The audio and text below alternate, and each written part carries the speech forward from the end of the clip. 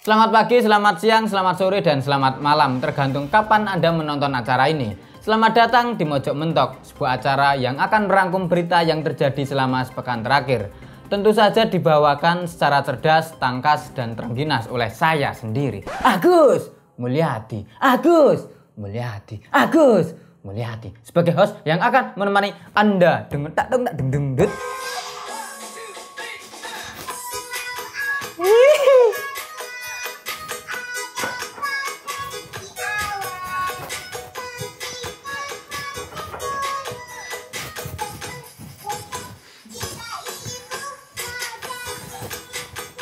Wes surem. Musisi Ardhito Pramono yang ditangkap polisi dan ditahan setelah resmi menjadi tersangka kasus narkoba ternyata tak henti-hentinya menghadirkan sensasi. Bukan hanya soal kasus narkoba dan kabar mengagetkan bahwa ternyata selama ini ia sudah punya istri, Ardhito juga membuat banyak orang geleng-geleng dengan sosoknya yang tetap produktif sebagai musisi walaupun di dalam penjara. Selama ditahan di rutan Polres Metro Jakarta Barat sejak tanggal 12 Januari 2022 lalu, Ardhito ternyata sudah menulis 3 lagu. Hal tersebut ia sampaikan kepada wartawan di Polres Metro Jakarta Barat pada 21 Januari 2022 lalu setelah menjalani asesmen penanganan di BNNP DKI Jakarta. Ardhito mengatakan bahwa selama mendekam di penjara, dirinya mendapatkan banyak inspirasi untuk menulis lagu. Apalagi selama di penjara, ia mendapatkan banyak kawan-kawan baru. Ardhito sendiri kini sudah dibawa ke Rumah Sakit Ketergantungan Obat atau RSKO. Ia akan menjalani perawatan rehabilitasi di sana. Ya, memang penjara bagi beberapa orang adalah tempat yang justru tepat untuk menghasilkan karya ya. Ada banyak pesohor yang menghasilkan karya dari penjara. Ya buku, ya lukisan, ya lagu, banyak deh ya. Dari yang revolusioner lah ya, seperti Tan Malaka, Soekarno, Hatta, siapa lagi, Hamka. Atau yang agak revolusioner seperti Ahok, Yusuf Mansur, Ahmad Dhani, sampai yang bless nggak revolusioner seperti John Ruh ya. Nah, kalau dalam dunia musik, Ardhito Pramono ini boleh dibilang menjadi sosok yang cukup mutakhir lah ya. Dan boleh dibilang ya, dia sangat produktif. Bayangkan, Ariel di penjara 2 tahun cuma bisa bikin 2 lagu. Jering ya, agak mending nih Jering nih, di penjara 10 bulan bisa bikin 12 lagu. Lah ini Ardhito Pak ya, baru di penjara 9 hari sudah bikin 3 lagu. Itu artinya 3 hari 1 lagu. Apa nggak dahsyat itu? Padahal narkobanya cuma ganja loh ini ya. Bayangkan kalau narkobanya heroin, ini bisa-bisa sehari itu bikin 3 atau 6 lagu ya. Keluar penjara langsung bikin agensi musik, namanya keren ya, Musisi Jeruji. Tagline-nya gini, keren banget pasti ya. Mengubah penjara menjadi irama, mengubah tampang sipir menjadi syair. Bendahara Umum DPC Partai Demokrat Balikpapan Nur Afifah Balkis ditangkap oleh Komisi Pemberantasan Korupsi atau KPK dalam operasi tangkap tangan terhadap Bupati Penajam Pasir Utara Abdul Ghafur Mas'ud. Ia ikut dijadikan tersangka dalam kasus dugaan suap pengadaan barang dan jasa serta perizinan di pemerintahan Kabupaten Penajam Pasir Utara setelah KPK menemukan uang sebesar 447 juta di rekening milik Nur Afifah yang diduga sebagai hasil suap.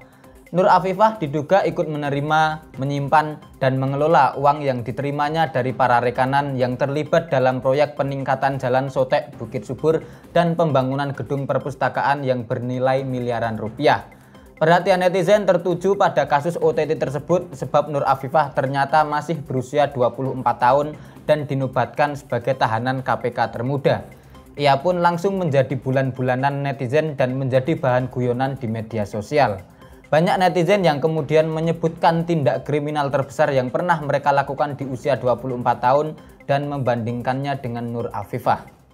Ya, kasus korupsi yang melibatkan Nur Arifah ini tentu menjadi bukti tersendiri ya bahwa ketimpangan dan disparitas dalam hal pengalaman kriminal ya adalah hal yang nyata adanya.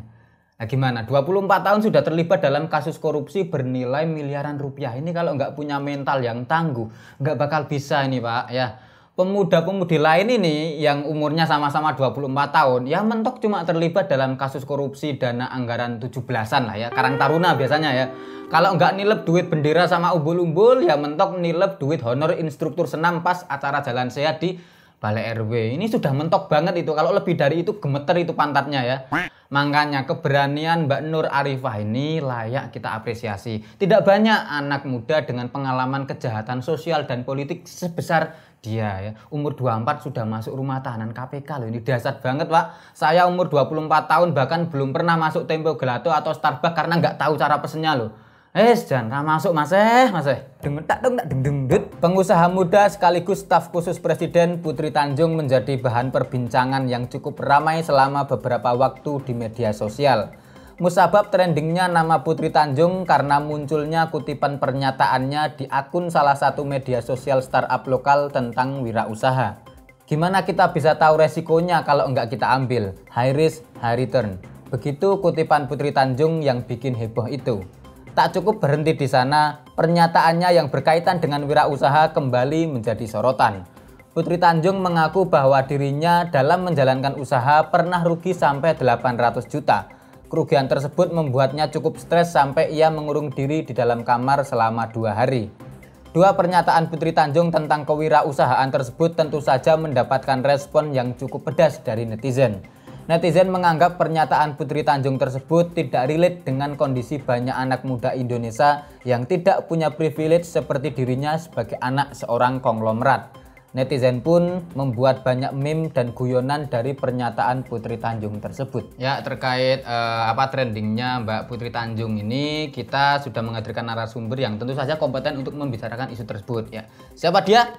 Ya, Mas Prayit. Jadi Mas Prayit ini nama lengkapnya siapa, Mas? Prayit Tanjung ya. Mas Prayit Tanjung ini adalah putra dari siapa?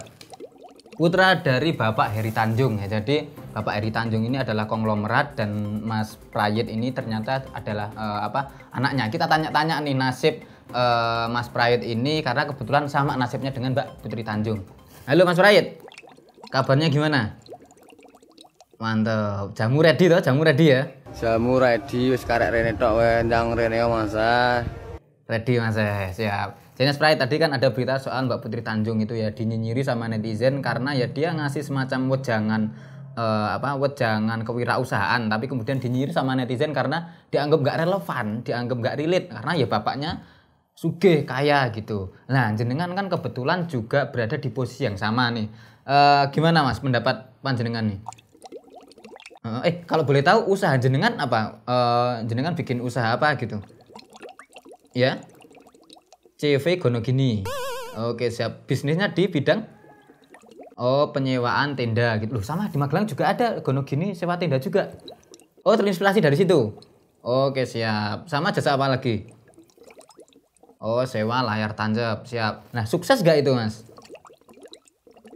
Oh iya. Pernah bangkrut juga kalau Mbak Putri Tanjung berapa tadi 600 atau 800 juta itu jenengan pernah bangkrut gitu nggak? Rugi gitu? Oh pernah. Sedih nggak? Nangis? Loh enggak? Loh kok bisa? Loh jenengan mentalnya kuat berarti ya? Oh karena mau rugi berapapun disubsidi sama Bapak Heri gitu. Oh ngeri. Heri namanya ya. Heri ya. R-nya R Heri gitu ya.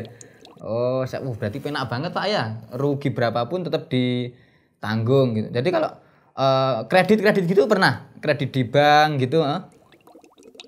Oh iya dibantu juga sama Bapak Heri itu tadi ya. Konsepnya kredit tanpa angsuran. Oh mantap. Jadi 11 orang angsur yang penting kredit melaku terus gitu ya. Oke siap. Kalau berhasil gitu berarti dinyinyirin kan sama teman-teman gitu. Oh awalnya sedih tapi lama-lama biasa. Oh iya jadi memang punya bapak yang kaya itu juga harus disyukuri ya. Bukan sebagai halangan untuk berkarya gitu ya. Oke siap. Tips buat biar punya bapak kaya gimana? Oh jadi cupang dulu. Oh ya prei Pak. Oke siap. Aku di Pak anak Pak. Anak angkat karo Pak Heri. Ora gelem golek anak-anak angkat ini gak gelem. Oh golek bawal. Oke siap. Ngono ono tak kenal. Oke siap. Oke terima kasih Mas Prayit Cupang ya.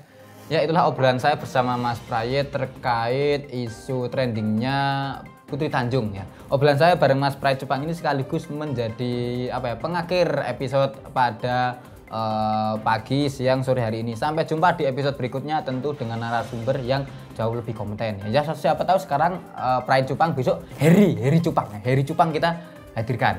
Ya, sampai jumpa di episode berikutnya. Pak, nek ngono iki dite oleh piro, Pak? Karo Heri Cupang ngono Pak. Heri Cupang asline bisnisnya apa tuh, Pak? Hah? Oh, sewa gamebot. Halo, aku jebul ra mentereng awakmu sewa tenda, bapake sewa gembot. Lho, malah sukses bapak ya iso ngantek engkeki modal anake ya.